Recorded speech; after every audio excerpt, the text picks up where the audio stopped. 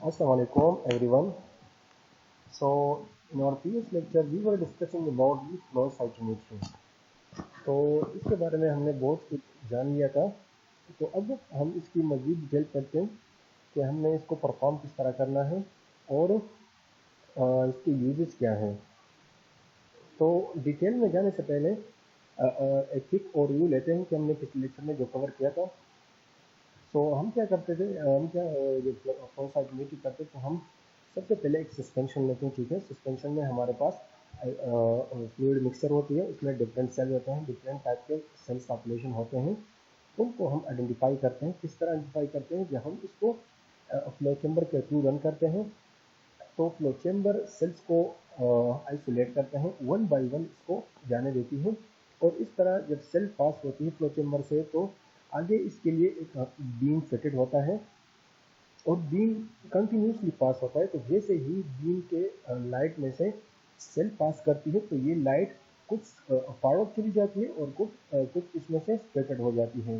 तो फॉरवर्ड के लिए फॉरवर्ड फिल्टर्स लगे हैं जो कि फॉरवर्ड स्कैटरिंग लाइट को डिटेक्ट करती है, और जो लाइट इधर उधर स्कैटर्ड हो जाती है उनके लिए फिर साइड स्कैटर फिल्टर लगे हैं। तो वो क्या करते हैं, वो इसको डिफरेंट वेवलेंथ पर जितने वेवलेंथ वाली लाइट्स पड़ती हैं तो उनके हिसाब से फिल्टर लगे होते हैं और वो उनको डिटेक्ट करती हैं। तो इसके बाद क्या होता है, इसके बाद सेल्स की सॉर्टिंग होती है। ये भी एक यूनिक प्रॉपर्टी है फ्लो साइटोमेट्री की कि ये सेल सॉर्टिंग भी करती हैं। तो ये on the basis of charges cells को आइसोलेट करती हैं एक दूसरे से और उनको अलग अलग ट्यूब में जमा करती हैं फर्दर एनालिसिस के लिए, कि अगर हमें मज़ीद कोई एनालिसिस करनी है तो हम इसके लिए स्पेसिफिकली वो सेल यूज़ कर सकें।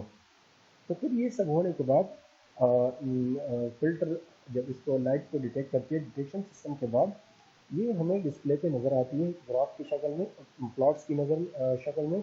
और प्लॉट से हमारे साथ ग्राफ भी बन जाते हैं और फिर उन ग्राफ को हम एनालिसिस करते हैं। तो ये भी हम डिस्कस करेंगे आज कि इन ग्राफ की एनालिसिस हम किस तरह करते हैं। So how flow cytometry is perform. Flow cytometry involve single switch. A sample of cell is suspended in a fluid. एक सैंपल को हम फ्लूइड में सस्पेंड करते हैं, उसके लिए कितने फ्लूइड्स होते हैं उनके साथ सस्पेंड करते हैं। फिर इसके बाद prior to testing and depending on the cells being analyzed, the sample may be treated with special dyes to further define cell subtypes. तो डिपेंड करता है कि हम हमारी पर्पस क्या है, हम क्या आइडेंटिफाई करना चाहते हैं। तो उस हिसाब से फिर हम सेल्स को ट्रीट करते हैं। और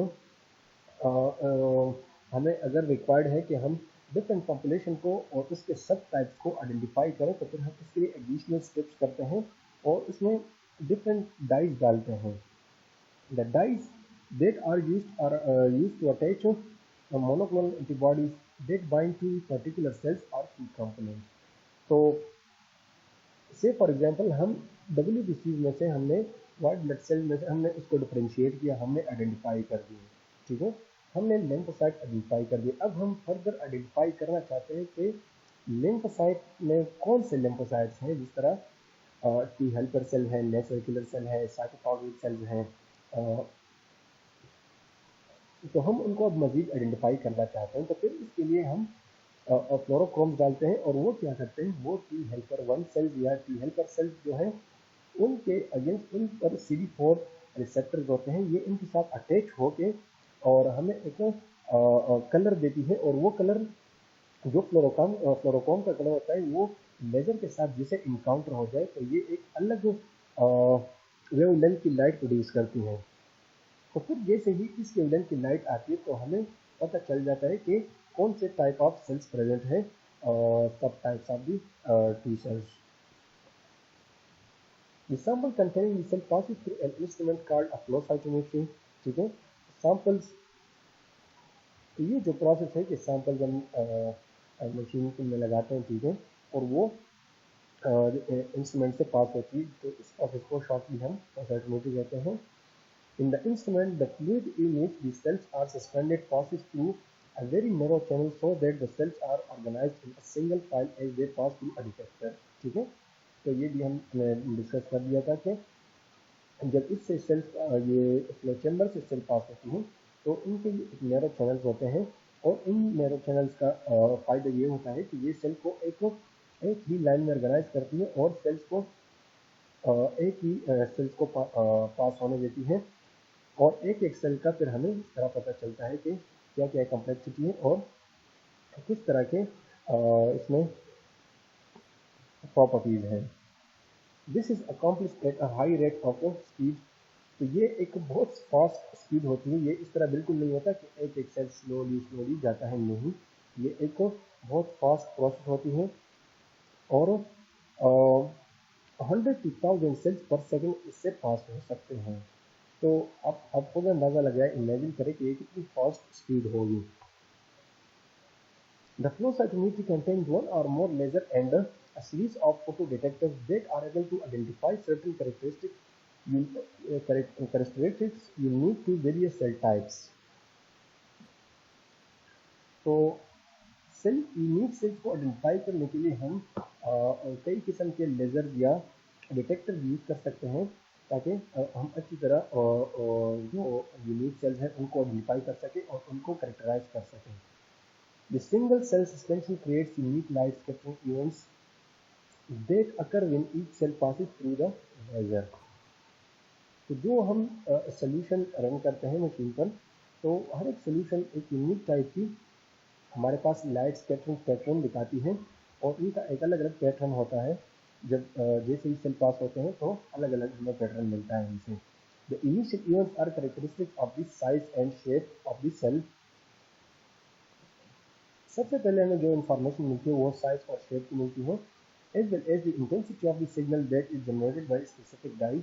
तो वो डाइज जो हमने एंटीबॉडीज के साथ अटैच की हो फ्लोरोफॉर्म की शक्ल में, तो वो क्या करती है, वो भी एक स्पेसिफिक कलर जनरेट करती है, स्पेसिफिक वेवलेंथ की कलर जनरेट करती है, और इस तरह हमारे पास एक पैटर्न बन जाता है जिससे हम फिर रिकॉग्नाइज कर सकते हैं कि कौन सी सेल टाइप है। The signals from the detectors are amplified and sent to a computer. तो ये जो सिग्नल्स होते हैं ये एम्पलीफाई होते हैं, ठीक है, और इनको कंप्यूटर में भेजा जाता है। They are converted to a digital readout displayed on a computer screen or in a printout. तो इसमें अगर हमारे पास सिस्टम ऑटोमेटेड है, तो जैसे ही इसका रिजल्ट कंप्लीट हो जाए, हमें रिजल्ट मिल जाए, तो ये डायरेक्ट प्रिंट आउट हो जाता है। अगर हम डायरेक्ट मतलब प्रिंट नहीं लेते, हम कंप्यूटर से ही एनालाइज कर सकते हैं, और कंप्यूटर के स्क्रीन से ही हम देख सकते हैं। The data are usually displayed in the graphs. तो डेटा जो आमतौर पर फ्लो साइटोमेट्री की डेटा होती है, ये वैल्यूज में नहीं होती। जिस तरह जो हम प्रोटीन के टेस्ट देखते हैं या स्पेशल टेस्ट देखते हैं, इसमें वैल्यूज आती है और इनके रेंजेस होते हैं, लेकिन यहाँ पर इस तरह नहीं होता। यहाँ पर हमें ग्राफ की शक्ल में मिलती हैं, प्लॉट्स होती हैं, ग्राफ्स होती हैं, और फिर उनको हम एनालाइज करके as a technologist we need to know that how to analyse that graphs. तो हम उनको एनालाइज करके उनसे फिर रिजल्ट हासिल करते हैं। तो ये डायग्राम देख लें, इसमें आप लोगों को क्लियरली पता चल जाएगा कि ये इस तरह हमारे पास इस तरह ये टेस्ट परफॉर्म होता है, तो इस तरह प्लॉट्स बनते हैं और इससे फिर हमें ग्राफ मिलते हैं, ग्राफ बनते हैं इससे। तो ये देख लें, लिम्फोसाइट्स हमने एक वाइट ब्लड सेल पॉपुलेशन को एनालाइज किया हुआ है, ठीक है, और 3 टाइप ऑफ पॉपुलेशन है। ये जो प्लॉट है इससे हमें नज़र आ रहा है कि इसमें 3 टाइप ऑफ सेल हैं, ठीक है, एक ग्रीन है और एक रेड है और एक ब्लू है। तो जो ग्रीन है वो लिम्फोसाइट रिप्रेजेंट करती है, और इसको आप देख लें, ये इसकी मूवमेंट आगे की तरफ देखें और ऊपर की तरफ देखें, इस तरह आप लोग इसको एनालाइज करेंगे। तो इसमें जो लिम्फोसाइट है इसमें मूवमेंट आगे कम की है, ठीक है, मतलब ये जो प्लॉट हुआ है, ये लिम्फोसाइट की पॉपुलेशन जो प्लॉट हुई है, ये इतनी आगे प्लॉट नहीं हुई। तो इसका मतलब है कि इसकी साइज छोटी थी, और साइज छोटे होने की वजह से जो फॉरवर्ड स्कैटरिंग लाइट थी वो कम पास हुई थी, तो इस वजह से इसकी क्वांटिटी कम थी, लाइट जो पास हुई थी उसकी क्वांटिटी कम थी, तो इस वजह से इसको अर्ली प्लॉट किया गया है बाय द एनालाइजर। और इसकी अगर हाइट हम देखें ऊपर की तरफ वर्टिकली, अगर हम इसको देखें तो ये वर्टिकली भी ज़्यादा ऊपर नहीं है। तो वर्टिकली इसलिए ऊपर नहीं है क्योंकि इसमें ज़्यादा कॉम्प्लेक्सिटी नहीं है, ज़्यादा ग्रेन्यूल्स नहीं है जिस तरह न्यूट्रोफिल्स में होते हैं, मोनोसाइट में होते हैं। तो कंपेरेटिवली टू देम इसमें इतने ज़्यादा ग्रेन्यूल्स नहीं होते, तो इसलिए ये ज़्यादा ऊपर भी नहीं जा सकें। तो इस तरह हम ये और सेल्स को भी कंपेयर करते हैं। मोनोसाइट थोड़ा लिम्फोसाइट से आगे की तरफ है, ठीक है। अगर हम इसकी स्पीड को देखें या इसकी रफ्तार को देखें तो ये थोड़ी आगे की तरफ प्लॉट हुई है, और हाइट में भी ऊपर है। हाइट में भी इसलिए ऊपर है क्योंकि ये कॉम्प्लेक्स है, न्यूट्रोफिल्स है, इसमें ग्रेन्यूल्स हैं। कंपेरेटिवली टू लिम्फोसाइट इसमें थोड़े बहुत जो ग्रेन्यूल्स हैं इस वजह से ये कॉम्प्लेक्स हैं। एक्चुअल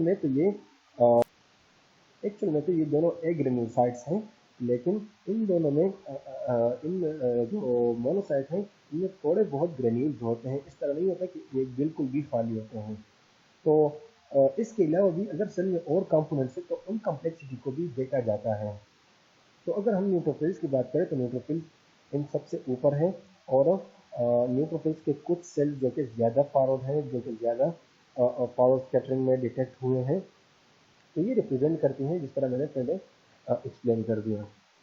अब इसके बाद है एक और एग्जांपल है, तो ये सेम वही, इसमें आपको 3 क्लस्टर दिखाए गए हैं।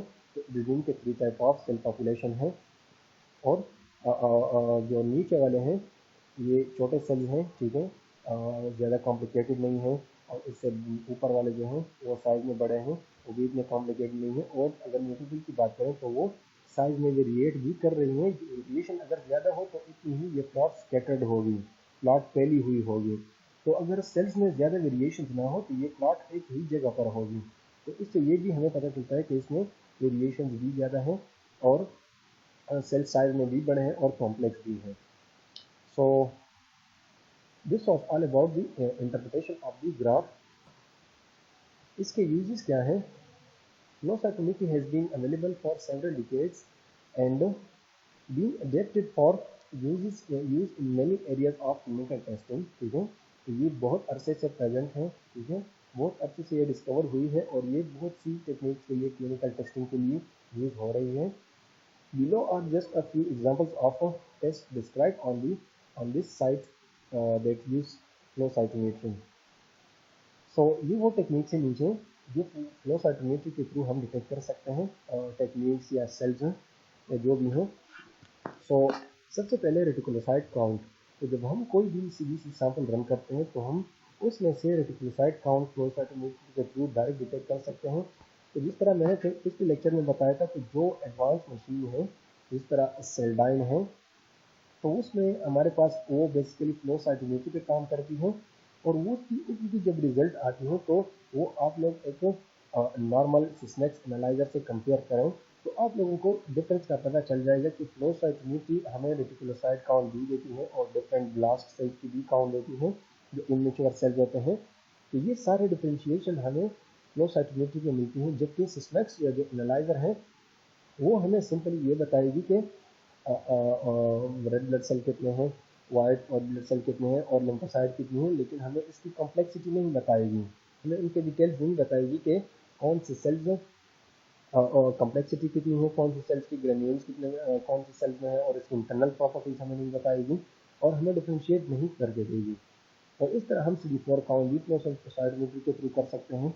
HIV पेशेंट में अक्सर CD4 काउंट्स करना पड़ता है, इसलिए टाइपिंग करते हैं, इम्यूनोफिनोटाइपिंग करते हैं, प्लेटलेट्स फंक्शन हम इसके थ्रू टेस्ट कर सकते हैं। और इस तरह अगर बोन मैरो एस्पायरेट है हमारे पास या बायोप्सी है तो उसकी एनालिसिस भी हम डिफरेंट पर्पजेज के लिए फ्लो साइटोमेट्री के थ्रू कर सकते हैं। Flow cytometry has been applied in identifying various cell types unique to certain diseases. तो फ्लो साइटोमेट्री हम बहुत से पर्पजेज के लिए यूज़ करते हैं। कुछ ऐसे डिजीज़ जो कि जिनके लिए कुछ सेल टाइप होते हैं जो कि सिर्फ उस डिजीज़ के साथ लिंक करते हैं, तो उन सेल्स की भी हम डिटेक्शन इसके थ्रू कर सकते हैं। One of the most common is in the diagnosis of blood related cancer such as leukaemia and lymphoma. तो कुछ ऐसे सेल होते हैं, ब्लास्ट सेल होते हैं जो कि ल्यूकीमिया को आइडेंटिफिकेशन देती है और कुछ लिम्फोमा को देती है। तो उन सेल्स को हम फ्लो साइटोमेट्री के थ्रू आइडेंटिफाई कर सकते हैं। तो हम से फॉर एग्जांपल एक्सेल रन करते हैं तो इसमें एक स्पेसिफिक टाइप ऑफ सेल्स हमें मिलते हैं और वो सेल्स ल्यूकीमिया के लिए स्पेसिफिक हैं। तो जब हमें वो सेल्स मिलते हैं तो हम डायरेक्टली हमारी जो फिजिशियन होती है फिर वो ये डायरेक्टली ये सोचेगा कि ये ल्यूकीमिया है और इसके लिए फिर फर्दर इन्वेस्टिगेशन करेगी कंफर्मेशन के लिए। और अगर लिम्फोमा है तो उसके लिए अपने जो स्पेसिफिक सेल टाइप्स हैं वो प्रेजेंट होंगे। Very specific monoclonal antibodies that have been treated with a fluorochrome are utilized to detect presence or absence of various cellular components that are commonly seen in certain types of cancer। तो जो cancer के कुछ types हैं उनमें कुछ जो specific sales होते हैं उनके लिए हम फ्लोरो लेवल्ड जो मोनोक्लोनल एंटीबॉडीज होती हैं वो यूज करते हैं और इनके थ्रू हम डिटेक्शन करते हैं। This information is used in the diagnosis, a prognosis and treatment of these diseases. This is especially useful in early stages of the malignant disease where there may be only a few cancer cells present in the sample and these could go undetected by ordinary examination under a microscope। तो ये जो flow cytometry हम करते हैं इससे जो information मिलती है ये हम डायग्नोसिस, प्रोग्नोसिस और ट्रीटमेंट पर्पजेज के लिए यूज़ कर सकते हैं। प्रोग्नोसिस मीन्स के एक डिजीज में डेवलप होनी है उसके अर्ली स्टेजेज हैं तो हम इसको इनिशियली डिटेक्ट करके उसको फिर हम फर्दर ट्रीटमेंट पे डाल सकते हैं ताकि उसको कोई कॉम्प्लिकेटेड कंडीशन डेवलप ना हो। तो इसकी एक इम्पोर्टेंट फीचर ये भी है कि ये जो अगर सेल की एक स्पेसिफिक सेल्स की पॉपुलेशन या इनकी नंबर्स कम है तो वो भी इसके थ्रू डिटेक्ट हो सकते हैं क्योंकि इस पिछले लेक्चर में हमने डिस्कस किया था कि ये एक्सट्रीमली क्वांटिटेटिव है और ये कम से कम मकदार भी डिटेक्ट कर सकती है सेल्स की। तो और वो सेल्स की मकदार जो कि आमतौर पर जो रूटीन एनालिसिस होती है उससे डिटेक्ट नहीं होते तो इस टेक्निक के थ्रू डिटेक्ट हो सकते हैं। So what is unique in flow cytometry?